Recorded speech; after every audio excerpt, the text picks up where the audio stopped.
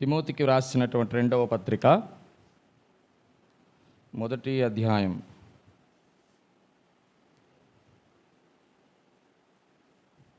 9, 10, 11 వచనాలు మార్చి చదువుకుంటాం. దయచేసి పరిశుద్ధ గ్రంథం ఉన్నటువంటి వారందరూ కూడా తిమోతికి వ్రాసిన 2వ పత్రిక 1వ అధ్యాయము 9, 10, 11 వచనాలు మనమందరము కలిసి చదువుకుంటాం. రండి, అందరూ ఏకీభవించి. మన క్రియలను బట్టి కాక తన స్వకీయ సంకల్పమును బట్టి అనాది కాలముననే క్రీస్తు యేసునందు మనకు అనుగ్రహింపబడినదియు, క్రీస్తు యేసు అను మన రక్షకుని ప్రత్యక్షత వలన బయలుపరచబడినదియునైన తన కృపను బట్టి మనలను రక్షించి పరిశుద్ధమైన పిలుపుతో ఆయన మనలను పిలిచెను. ఆ క్రీస్తు యేసు మరణమును నిరర్ధకము చేసి జీవమును అక్షయతను సువార్త వలన వెలుగులోనికి తెచ్చెను. ప్రార్థన చేసుకుంటాం. పరిశుద్ధుడు అయిన తండ్రి, సర్వోన్నతుడ, సర్వాధికారి, సర్వ సృష్టికర్త అయిన ప్రభువా, నీ పాదాలకు వందనాలు, స్తుతులు, స్తోత్రాలు చెల్లిస్తూ ఉన్నాం. ఉదయకాల సమయంలో ప్రభా చేరి వచ్చిన నిబిడలందరితో ప్రభా మీరు మాట్లాడండి, సహాయం చేయండి. కావలసిన మాటలు దయచేయండి.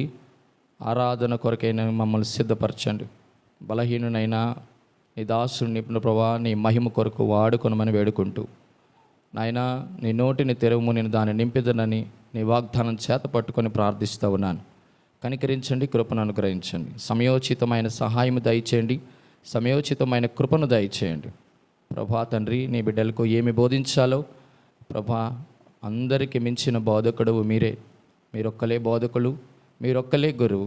ప్రభా, శిష్యునికి తగినటువంటి మనసును, శిష్యునికి తగినటువంటి వినుబుద్ధిని మా అందరికీ పుట్టించి ఆత్మతో సత్యముతో మా ఆత్మ ఉన్నటువంటి తండ్రి అయిన దేవుని మేము ఆరాధించినట్లు కృప అనుగ్రహించమని నజరేయుడైన యేసు నామమున ప్రార్థించి అడిగి పొందుకొని ఉన్నాము తండ్రి, ఆమేన్.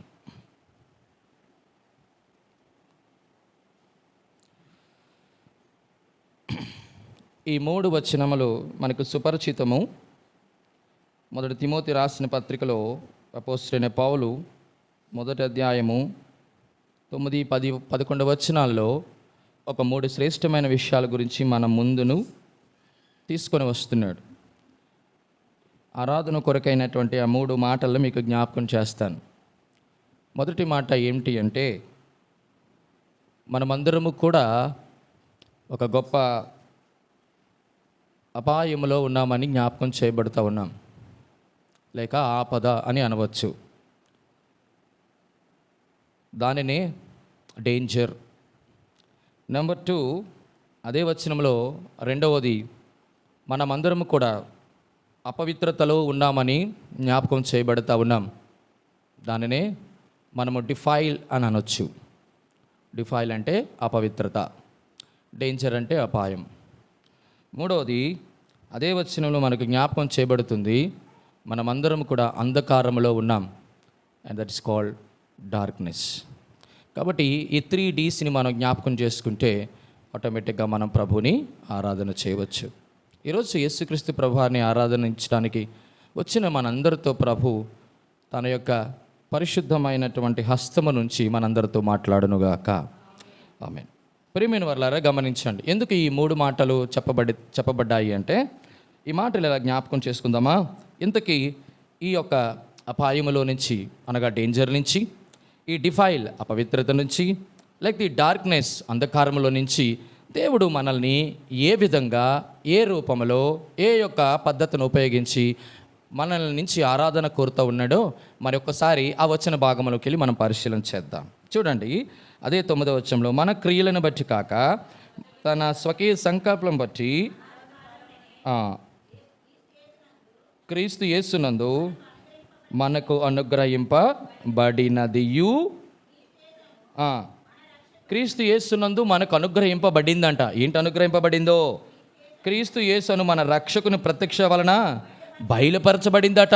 చూడండి, అనాది కాలంలో మనకు అనుగ్రహింపబడిందట. అది ప్రభువైన యేసుక్రీస్తు వారిలోనే బయలుపరచబడిందట. ఏంటది?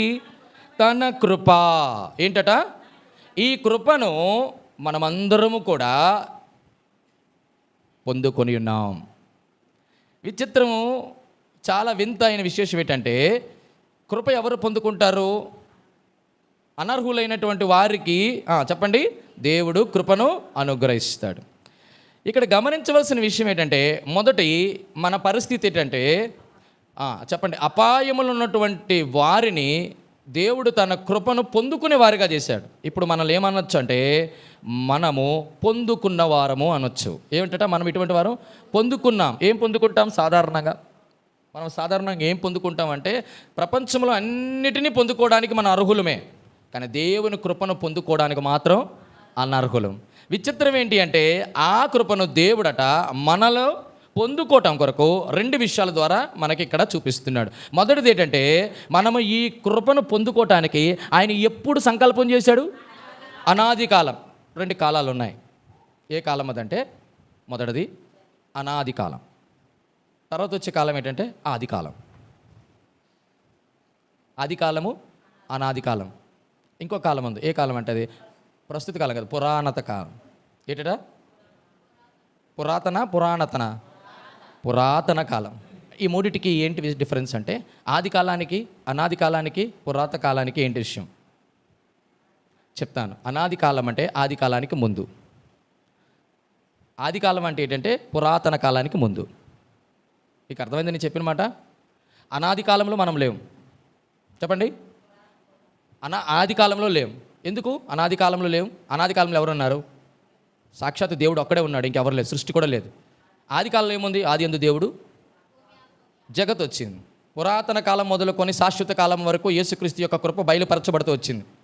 మనం ఉన్నాం. మూడు స్థానాలు. మీకు అర్థమైందా? అనాది కాలంలో ఎవరున్నారు? దేవుడే ఉన్నాడు. ఆది కాలంలో ఎవరున్నారు? సృష్టి ఉంది. పురాతన కాలంలో ఎవరున్నారు? మన పితృలు అయినటువంటి ఆదాము. అక్కడి నుంచి మనం అందరూ వచ్చాం. ఇప్పుడు గమనించండి, ఇప్పుడు ఆయన కృప యొక్క ప్రత్యక్షత బయలుపరచడం యేసుక్రీస్తు ప్రభువారిలో, ఈ యొక్క సంకల్పం యేసుక్రీస్తు నందు చేయబడింది ఎప్పుడట? అనాది కాలంలో.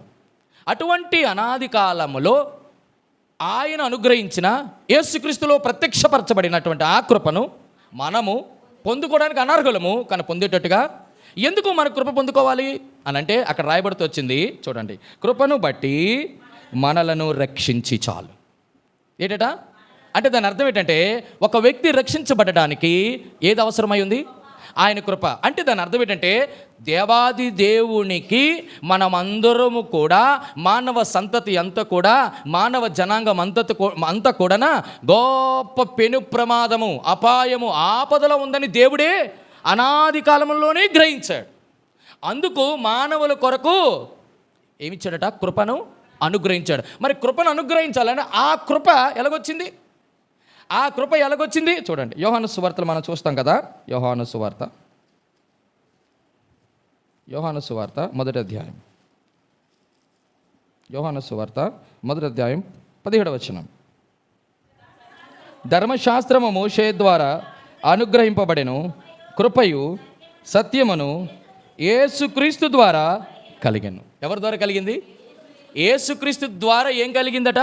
కృపయు సత్యం. అదే కృప ఒకటి ఉంటే సరిపోదు కదా, మరి సత్యం అని ఎందుకు పెట్టాడు? ఎందుకు సత్యము, ఎందుకు కృప? కృప సత్యము ఒకటి దానికి ఒకటి ఏమవుతున్నాయి? ముద్దు పెట్టుకుంటున్నాయి అని రాయబడుతూ వచ్చింది వాక్యంలో. ముద్దు పెట్టుకుంటాయా కృప సత్యము? ఎప్పుడు పట్టుకో. ఎందుకు? అందుకంటాడు, నీ ధర్మశాస్త్రము సత్యం. అవునా కదా? నీ ధర్మశాస్త్రం ఏమైంది? సత్యం.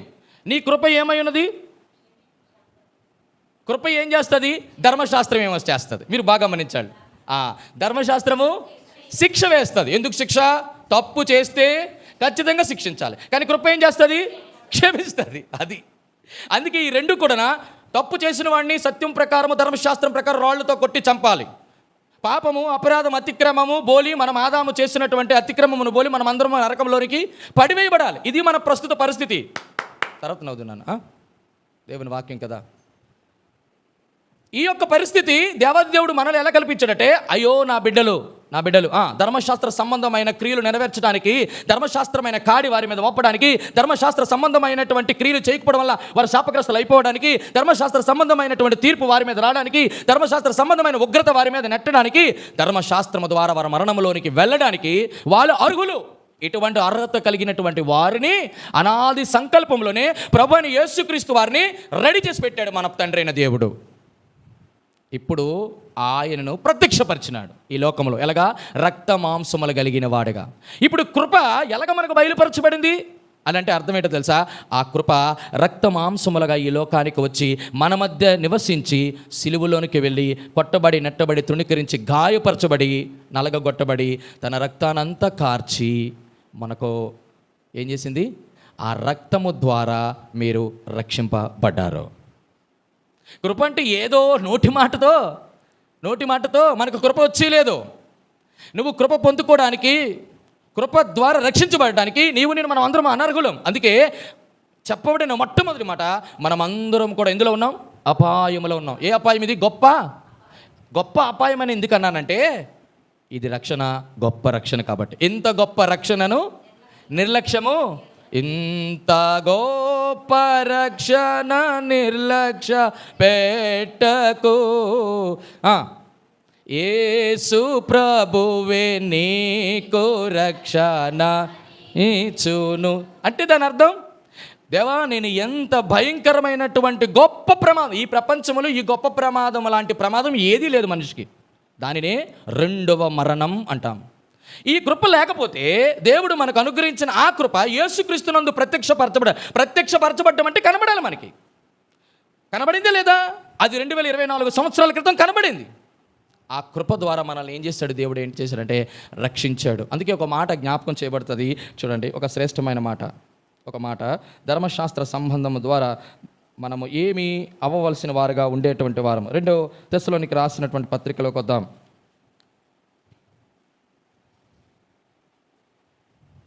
2 తెస్సలోనికి రాసినటువంటి పత్రికలోని చూడండి 13వ అధ్యాయం 2వ అధ్యాయం 2 తెస్సలోనిక 2:13. ప్రభు వలన ప్రేమింపబడిన సహోదరులారా, ఆత్మను పరిశుద్ధపరచడం వలన మీరు సత్యమును నమ్ముట వలన రక్షణ పొందుటకు దేవుడు ఆది నుండి మిమ్మల్ని ఏర్పరచుకునే గనుక మేము మిమ్మల్ని బట్టి ఎల్లప్పుడూ కృతజ్ఞత చెల్లింప బద్దులమై ఉన్నాం. యేసుక్రీస్తు ప్రభు వారిని కృప ద్వారా మనల్ని రక్షించడానికి దేవుడు ఆయన కుమారుని ద్వారా మనకి అనుగ్రహించినటువంటి సంకల్పం. ఆయన అన్నాడు, చెప్పిన క్రీస్తు యేసునందు చేయబడిన సంకల్పము. ఏ సంకల్పం ఏంటో తెలుసా? ఆ సంకల్పానికి ఒక పేరు పెడితే ఇలా పెట్టవచ్చు, దానినే ప్రేమ సంకల్పము అనొచ్చు. ఆ ప్రేమ యొక్క సంకల్పములో ఏం చేశాడు? There is a purpose. దేవుడు ఒక ఉద్దేశించాడు నన్ను రక్షించాలని. దాని కొరకు తన హృదయంలో, తన మనసులో నా బిడ్డలని ఖచ్చితంగా నేను రక్షించాలని అప్పుడే జగత్తు పునాది వేయబడక మునిపే క్రీస్తు యేసులో మనల్ని ప్రేమించాడట. అందుకే యేసుక్రీస్తు ప్రభువారు మన కొరకు ఏర్పరిచాడు. అందుకే ఆయన ఏర్పరిచి కృప ద్వారా ఈ లోకానికి పంపించాడు. ఆ కృప ద్వారా మనం అందరం కూడా రక్షించబడ్డాం. మొదటిది, ఆపద లేక అపాయములో నుంచి దేవుడు మనల్ని ఏం చేశాడు? కాబట్టి ఈ రక్షణ మనం ఏమైనా పొందుకున్న వారము. మొదటిది ఏంటి? అపాయములు ఉన్నటువంటి వారికి రక్షణ ఏం చేసింది? పొందుకునేటట్టుగా యేసుక్రీస్తు ప్రభువారిని దేవుడే అనాది సంకల్పములో మన కొరకు ఏర్పరిచినాడు. మొదటిది పొందుకున్న వారం. రెండవ మాట అపవిత్రత కదా. రెండో దానికి చదువుదామా? మరియు తిమోతికి రాసిన పత్రికలకు వద్దాం. కాకా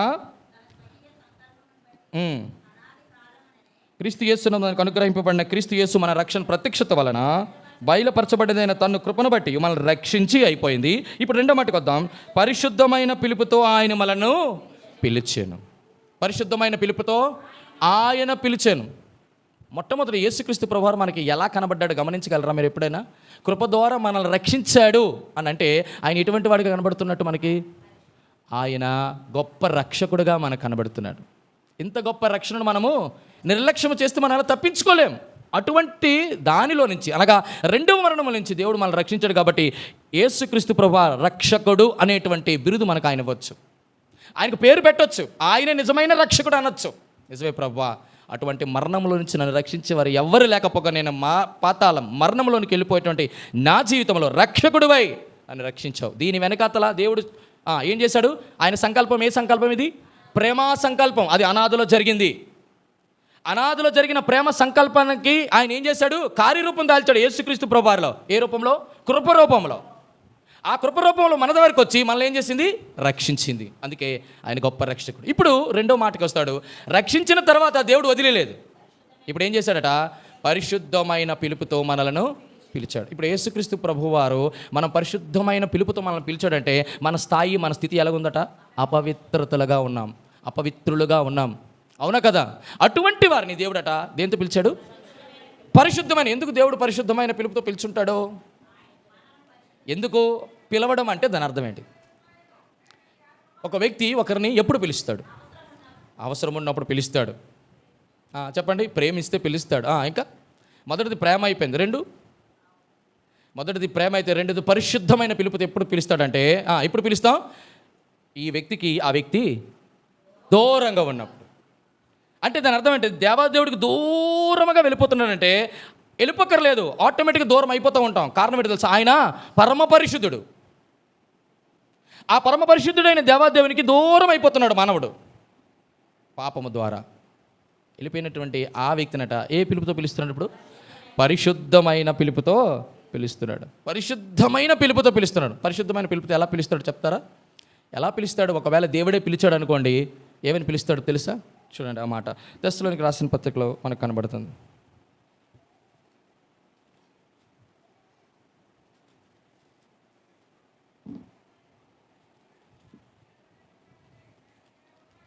తెస్సలోనికి రాసిన పత్రిక 4వ అధ్యాయం 7వ వచనం. తెస్సలోనికి రాసిన పత్రిక మొదటి తెస్సలోనిక 4:7. పరిశుద్ధులగుటకే దేవుడు మనల్ని పిలిచిన కానీ అపవిత్రులుగా ఉండుటకు పిలవలేదు. దేవుడట మరి పరిశుద్ధులుగా ఉండటానికి పిలిచే దేవుడు. పిలిస్తే ఆటోమేటిక్గా పరిశుద్ధులం అయిపోతామా? దేవుడు పిలిచాడు పరిశుద్ధులైన పిలుపుతో. ఒకవేళ యేసుక్రీస్తు ప్రభువారు పరిశుద్ధమైన పిలుపుతో పిలిస్తే ఈ దేవుడు ఏ దేవుడై ఉండాలి?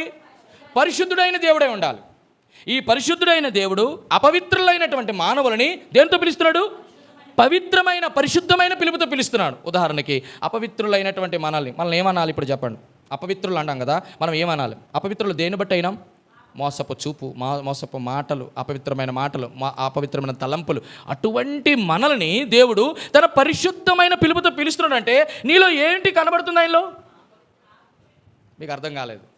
ఒక వ్యక్తి పరిశుద్ధమైన పిలుపుతో నేను పిలుస్తున్నాడు అంటే వాళ్ళందరూ అన్నారు ఈమె పాపాత్మురాలైన స్త్రీ అన్నారు. ఎవరన్నారు? చిన్నల మొదలుకొని పెద్దల వరకు. కానీ యేసుక్రీస్తు ప్రభువారి యొక్క పిలిచిన పిలుపు ఎలా ఉందాడో తెలుసా?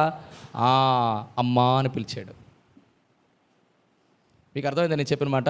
అమ్మ అని పిలవడంలో ఉన్నటువంటి ప్రాముఖ్యమైన మాట ఏంటో తెలుసా? ఎలాగా ఒక వ్యక్తి పవిత్రులు అవుతారు. చూడండి, యోహాను సువార్త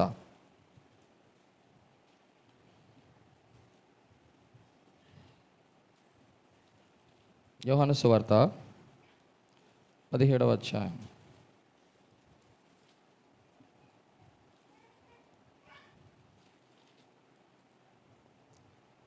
క్షమించండి, 15వ అధ్యాయం 3వ వచనం. యోహాను సువార్త 15:3. నేను మీతో చెప్పిన మాటను బట్టి మీరు ఇప్పుడు పవిత్రులై ఉన్నారు. ఏం చెప్పాడు ఆయన? మీరు చెప్పారా? నేను ఇప్పుడు చెప్పిన మాటను బట్టి మీరు పవిత్రులై ఉన్నారట, పరిశుద్ధులై ఉన్నట. ఇప్పుడు పిలిచిన పిలుపుని బట్టి ఒక వ్యక్తి ఎలా పరిశుద్ధుడు అవుతాడు? మీకు అర్థం కాలా? ఆయన నోటి మాట ద్వారా ఒక వ్యక్తి ఎలా పరిశుద్ధపరచబడతాడు? ఇంకా విశ్వాసం ద్వారా, ప్రేమ ద్వారా, ఇంకా ఏవేవో చెప్తాం కదా. అసలు యేసుక్రీస్తు పిలిచినటువంటి పిలుపు ద్వారా ఒక వ్యక్తి ఎప్పుడు పవిత్రుడిగా మార్చబడగలడు? ఎలా మార్చబడగలడు? ఎలాగ పవిత్రమైనటువంటి? ఎందుకో చెప్పనా? ఇట్లా చెప్తాను, మీరు బాగా ఆలోచన చేయండి. ఇది చాలా బ్యూటిఫుల్, క్లాసికల్, హైలైట్ ఎగ్జాంపుల్.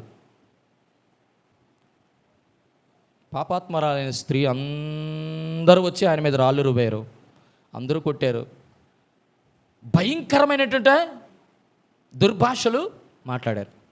అటువంటి స్థాయిలో ఉన్నటువంటి ఒక స్త్రీని యేసుక్రీస్తు ప్రభువారు ఏమని పిలిచాడు? మీరు బాగా ఆలోచించినట్లయితే ఆ ఒక్క మాటతో తన మీద తానికి అసహ్యం వేస్తుంది. మీకు అర్థమైంది నేను చెప్పిన మాట? ఒక్క మాటతో, దేవుడు పలికిన ఒక్క మాటతో తన పాప జీవితం అంతా కూడా ఆ స్థితిలో, ఆ స్థానంలో ఏమైంది? ఒక్కసారి వదులుకోవడానికి ప్రయత్నం చేసింది. ఆన్ ద స్పాట్లో దేవుడు తన మాటను బట్టి ఆమెను పవిత్రుడు చేశాడు. ఇదే ఒకప్పుడు మన పరిస్థితి కూడా. ఇటువంటి అపవిత్రతలో ఉన్నటువంటి మనల్ని దేవుడు దేవా, నేను అటువంటి పిలుపుతో నన్ను పిలవడానికి నేను అనర్హుడినయ్యా, అటువంటి పిలుపుని పొందడానికి నేను అనర్హుడనయ్యా. నీ పొందలేని నాకు నీ రక్షణనిచ్చావు, పిలవబడని నన్ను పరిశుద్ధత కొరకే పిలిచావు. ఎందుకో తెలుసా? ఎందుకు పిలిచాడు? పరిశుద్ధత కొరకే పిలిచాడంటే, నేను పరిశుద్ధుడిని కనుక మీరును పరిశుద్ధులై ఉండుడి. దేవుడు ఎంత గొప్ప దేవుడు అండి. నా యేసుక్రీస్తు ప్రభువారు మనల్ని ప్రమాదము నుంచి రక్షించడం మాత్రమే కాదు, కానీ అపవిత్రమైన జీవితాన్ని పవిత్రతగా మార్చినాడు. అందుకొరకే ఆ పవిత్రమైన మాట ద్వారా మనం అందరం కూడా పరిశుద్ధపరచబడ్డాం. అమ్మా, ఈరోజు ప్రతి ఒక్కరిని దేవుడు ఏమని పిలుస్తున్నాడో తెలుసా? ఏమని పిలుస్తున్నాడు? అమ్మా అని పిలుస్తాడు. అమ్మా అని అంటే అర్థం ఏంటి? అమ్మా అని ఎవరు పిలవగలడు చెప్పండి? ఎవరు పిలుస్తారు అమ్మా అన్నమాట? తన గర్భమున పుట్టిన బిడ్డ తప్ప ఎవ్వరూ పిలవరు. అంటే దాని అర్థం ఏంటో తెలుసా? దాని అర్థం ఏంటి? యేసుక్రీస్తు ప్రభువారు ఆ పాపాత్మురాలైనటువంటి స్త్రీని అమ్మా అనేటువంటి ఆ మాట పిలవడంలో లోతు ఏంటి అంటే, గమనించండి, పాపాత్మరాలైనటువంటి ఆ స్త్రీని అమ్మా అని పిలవడంలో దాని అర్థం ఏంటో తెలుసా? పరిశుద్ధతకి అపవిత్రతకి మధ్య ఏం కుదరదు, అసలు సంబంధము కుదరదు. కానీ ఏం చేశాడు? సంబంధం కుదిరేటట్టుగా చేశాడు. అంటే దాని అర్థం ఏంటంటే, అపవిత్రతో పవిత్రత దానితో సంబంధం పెట్టుకున్నాడని కాదు. దాని అర్థం ఏంటంటే, ఒక్క మాట ద్వారా నువ్వు అపవిత్రత విడిచిపెట్టిన తర్వాత ఎప్పుడైతే పవిత్రుడిగా మార్చబడ్డావో, నేను నీకు చెందిన వాడిని, నీవు నా సొత్తు అని చెప్పడంలో దాని ఉద్దేశం. నేను నీ వాడిని అంటే అర్థం ఏంటో తెలుసా? ఒకప్పుడు నేను చాలా దూరస్తుడిని ప్రభా, ఈరోజు నన్ను సమీపస్తుడిగా చేసావు. అందుకే నువ్వు నన్ను పిలిచావు. నేను ఎక్కడో దూరంగా ఉన్నాను, నీ పరిశుద్ధతకి నేను సమీపంగా రాలేకపోయాను. అటువంటి నన్ను పరిశుద్ధమైన పిలుపుతో నన్ను పిలిచి నీకు సమీపస్తులుగా చేసుకున్నావు. అపవిత్రుడైన నన్ను పవిత్రుడైన పిలుపుతో పిలిచావు. మొదటిది పొందుకున్న వారము, రెండోది పిలవబడిన వారం. రెండోది ఏంటి? అబ్బా, ఏం పిలిచినాడండి దేవుడు! ఎటువంటి పిలుపుతో పిలిచాడు తెలుసా? ఇక్కడ పరిశుద్ధమైన పిలుపు ఉంది, కానీ అదే తిమోతికి రాసిన పత్రికలో, ఫిలిప్పులు రాసిన పత్రికలో 2 మాటలు ఉన్నాయి. చూడండి, మీకు ఆ మాటలు జ్ఞాపకం చేస్తాను. అది ఎంతో శ్రేష్టమైన మాటలు మనం తెలుసుకోవాలి ప్రియమైన వారలారా. చూడండి ఒక మాట, మొదటి తెస్సలోనికి రాసిన పత్రిక చూడండి, మొదటి తెస్సలోనికి రాసిన పత్రిక 4:7 చూడండి. పరిశుద్ధులగుటకే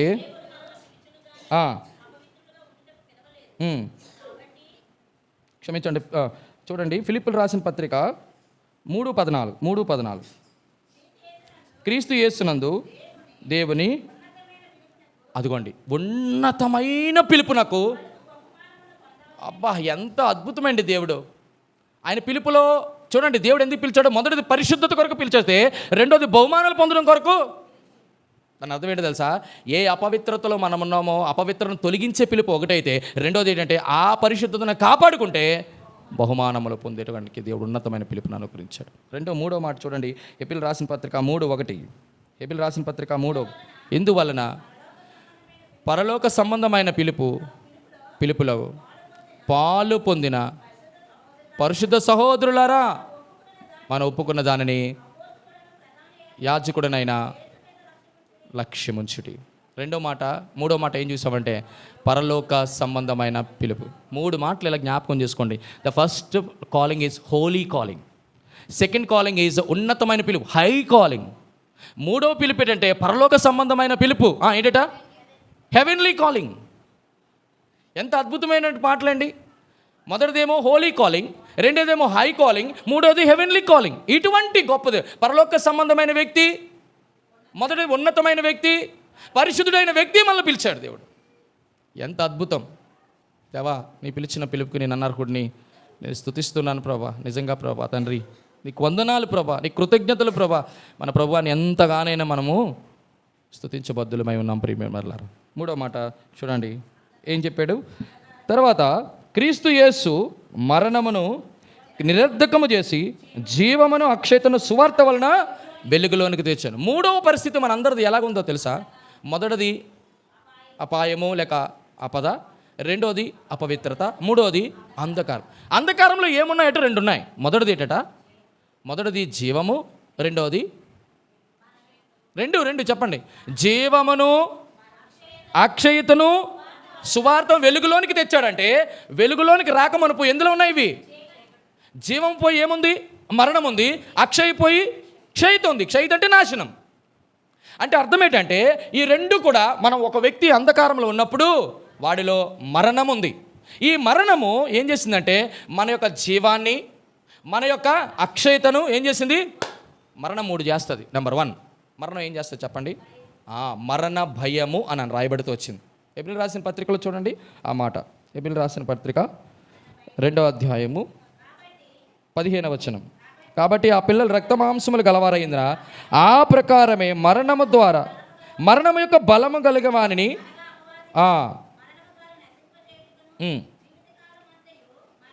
మరణ భయము చేత. చాలు. ఏంటట? మొదటిది మరణ భయం అయితే రెండోది మరణ భయం తర్వాత మరొకటి వచ్చింది. చూడండి మరణం ఏం చేసిందంటే రోమిలకు రాసిన పత్రిక 5:14 చూద్దాం. రోమిలకు రాసిన పత్రిక 5:14. ఆదాము చేసిన అతిక్రమమును బోలి పాపము చేయని వారు అందరి మీద కూడా ఆదాము మొదలుకొని మరణము ఏలింది. మొదటిదేమో మరణ భయం అయితే ఆ మరణం ఏమైంది అంటే ఏలడం అంటే అర్థం ఏంటి? మరణం క్రింద ఉన్నామని అర్థం. అంటే అర్థం ఏంటి? మొదటిది మరణ భయం, రెండోది మరణ బానిసత్వం. అంటే దాని బానిసలు అంటే అర్థం ఏంటంటే మనం ఎప్పుడు బానిసలం ఏమంటే మరణం మనల్ని బంధించిందని అర్థం. 2 మాటలు జ్ఞాపకం చేసుకుందాం. మొదటిదేమో మరణ భయం, రెండోది మరణ బంధకం. ఇప్పుడు ఈ మరణ బంధకం నుంచి విడిపించబడాలి, మరణ భయం నుంచి కూడా విడిపించబడాలి. ఇటువంటి మరణము నుంచి దేవుడు ఏం చేశాడంటే క్రీస్తు యేసు మరణము ఏం చెప్పండి? క్రీస్తు యేసు మరణమును నిరర్ధకము చేసి, మరణము నిరర్ధకము చేయడం అంటే నిరర్ధకము చేశాను. నిరర్ధకం అంటే ఏంటండి తెలుగు మాస్టర్ గారు చెప్పాలా? నిరాయుధులుగా చేశాడంటే నిరా అంటే అర్థమా? నిరాయుధాలు అంటే ఆయుధం లేకుండా చేశాను. మరి నిరర్ధకము అంటే మరణానికి అర్థం లేకుండా. నిరర్ధకము అంటే అర్థం ఏంటి? మరణము లేకుండా చేయలేదు. ఏం చేశాడు చెప్పండి. క్రీస్తు యేసు మరణము నిరర్ధకం చేయడంటే 2 చెప్పాను. మొదటిది ఏంటంటే ఏ మరణం అయితే మనల్ని భయపెడుతుందో ఆ భయము నుంచి, ఏ మరణం అయితే మనల్ని బంధించిందో అంటే 2 చేయబడాలి. ఏంటి? మొదటిది మరణము నుంచి తప్పించబడాలి. బంధించిందంటే చెరసాల్లో ఉంచింది. ఆ బంధకాల నుంచి మనల్ని ఏం చేసింది? విడుదల కలుగజేసింది. అంటే మన స్వతంత్రంగా చేసింది. మరణము బంధించింది. మరణము భయం అంటే అర్థం ఏంటి? మరణము ఎప్పుడు వస్తుందో, మరణము ఎప్పుడు నన్ను తాకుతుందో, మరణము ద్వారా నేను ఏమైపోతున్నా భయమని ఏం చేసింది? ఎవరో ప్రభువైన అయిన యేసుక్రీస్తు వారు చేసినట్టు మరణాన్ని ఎలా నిరర్ధకం చేశాడు? ఆయన లేఖనముల ప్రకారము ఏం చేశాడు? మరణం ప్రకారము లేఖనముల ప్రకారం ఆయన ఏమయ్యాడు? ముందు దానికి చెప్పండి. లేఖనముల ప్రకారం మృతి పొందెను, సమాధి చేయబడెను, లేఖనముల ప్రకారము లేపబడెను. అది మరణమును నిరర్ధకము చేయడంలో ఆయన 3 చేశాడు. మొదటిది నీ కొరకు నా కొరకు చనిపోయాడు. తర్వాత ఎందుకు సమాధి చేయబడని రాయబడింది లేఖనాలు అంటే మనకంటే ముందు మరణం ఏలింది. ఆదాము మొదలుకొని మోషే వరకు వారందరినీ కూడా ఆ సమాధిలో 3 దినాల నుండి 3 పర్యాయం ఏటట ఆయన భూమి యొక్క దిగంతములకు అడుగుకి వెళ్ళి అక్కడ సువార్తను ప్రకటిస్తూ వచ్చాడు. యేసుక్రీస్తు ప్రభువారు ఎవరో తను బయలుపరుచుకున్నాడు. తర్వాత 3వ దినాన లేచాడు. అంటే మరణాన్ని జయించాడు. అందుకే మరణము ఆయన బంధించుట అసాధ్యం. ఎందుకు చెప్పండి? మరణాన్ని ఎందుకు బంధించలేకపోయింది యేసు ప్రభువారిని? ఎందుకు యేసుక్రీస్తు ప్రభువారిని మరణం బంధించలేకపోయింది? నన్ను ఎందుకు బంధించింది? ఇంకా ఎందుకు? మరణం ఎందుకు వచ్చింది? పాపము వలన వచ్చి జీతం మరణం. మరి ఆయనలో పాపమే లేనప్పుడు మరణానికి ఆయన మీద మన మీద ఎందుకు అధికారం ఉంది? అంటే సింపుల్. మనమేమో పిహెచ్డి వాళ్ళగా ఆలోచించొద్దు. సింపుల్ క్వశ్చన్కి సింపుల్గా ఆన్సర్ చేద్దాం. 1 మార్క్ క్వశ్చన్కి 1 మార్కులుగా ఆన్సర్ చేయాలి. 5 మార్కులకి 5. ప్రియమైన వారు ఇప్పుడు గమనించవలసిన మాట ఏంటంటే, దేవా మరణము నన్ను బంధించినప్పుడు, మరణం యొక్క భయం నుంచి నేను తప్పించబడినప్పుడు, నా ప్రియుడు, నా రాజు, నా యేసుక్రీస్తు ప్రభువారి లోకానికి వచ్చి ఇగో ప్రభా మృతి చెంది సమాధి చేయబడి తిరిగి పునరుద్ధానుడు అయిన కారణం చేత మరణాన్ని దేవుడు ఏం చేశాడు? నిరర్ధకం చేశాడు. అందుకే మరణమా నీ ముళ్ళు ఎక్కడ, మరణమా నీ విజయము ఎక్కడ? యేసుక్రీస్తు ప్రభువారు మన అంధకారంలో నుంచి మనల్ని ఏం చేశాడు? తిరిగి వెలుగులోనికి తీసుకొచ్చాడు. ఇప్పుడు మనమందరము కూడా ఎటువంటి వారము? మనమందరము వెలిగింపబడిన వారము. మొదటి పొందిన వారము, పిలవబడిన వారము, ప్రకాశించు వారము. చెప్పండి మరొకసారి. పొందుకున్న వారం. ఏం పొందుకున్నాం? రక్షణ పొందుకున్నాం. దీని ద్వారా? కృపను బట్టి. చెప్పండి. పిలబడిన దేనితో పిలిచినాడు? పరిశుద్ధమైన పిలుపుతో మనల్ని పిలిచాడు. ఎటువంటి వారు మనం? అపవిత్రులము. మూడవది చెప్పండి. మనం ఎటువంటి వారము? అంధకారములు ఉన్నాం. అంధకారం ఉండేటువంటి వారంటే మరణం మన మీద ఏలుతుంది. మరణం యొక్క భయముతో భయపడతా ఉన్నాం. కాబట్టి మరణ భయాన్ని, మరణం యొక్క బంధకాలని దేవుడు ఏం చేశాడు? యేసుక్రీస్తు సువార్త అని అందుకే అన్నాడు అక్కడ. సువార్త వలన వెలుగులోనికి తెచ్చాడు. సువార్త ఏంటి? ఆయన లేఖనముల ప్రకారం. సువార్త అంటే లేఖనమే. లేఖనములు బట్టి మృతి పొందాడు, సమాధి చేయబడ్డాడు, తిరిగి లేచాడు. ఎవరి కొరకు మృతి పొందాడు? మన కొరకు. ఎందుకు సమాధి చేయబడ్డాడు? ఉన్నారు. మృతువా ఎందుకు చేశాడు? మన నిరీక్షణ. దేవుడు రేపు మనం అందరం చనిపోయిన తర్వాత ప్రభుతో ఉంటామనేటువంటి శుభప్రదమైన నిరీక్షణ ఇచ్చాడు. దేవా, రక్షణ పొందుకోవడానికి నేను అనర్హుడును, నీ పరిశుద్ధమైన పిలుపులోనికి రావడానికి నేను అనర్హుడును. ప్రభా తండ్రి, నేను ప్రకాశించడానికి కూడా అనర్హుడును. అయితే నన్ను రక్షణ ఇచ్చి రక్షణ పొందుకునేటట్టుగా చేశారు నీ కృప ద్వారా. ప్రభా, నీ పరిశుద్ధమైన పిలుపుతో నన్ను పిలిచారు అపవిత్రతలో నుంచి. ప్రభా, అంధకారంలో నుంచి వెలుగులోనికి నేను ప్రకాశించబడి ఉండాలని కోరుకున్నావు. ప్రభా, నీ పిలుపు కొరకై క్షమించండి. నీ యొక్క అనుగ్రహము అనగా పొందుకోవడం, నీ అనుగ్రహం కొరకై, నీ పిలుపు కొరకై, నీ యొక్క వెలుగు కొరకై నేను స్తుతిస్తూ ఆరాధిస్తున్నానంటూ ప్రభు దగ్గరికి సాగిలపడదాం. రండి, మనమందరం కూడా ఆరాధన చేయడానికి మనల్ని ఆయుధపరుచుకుందాం.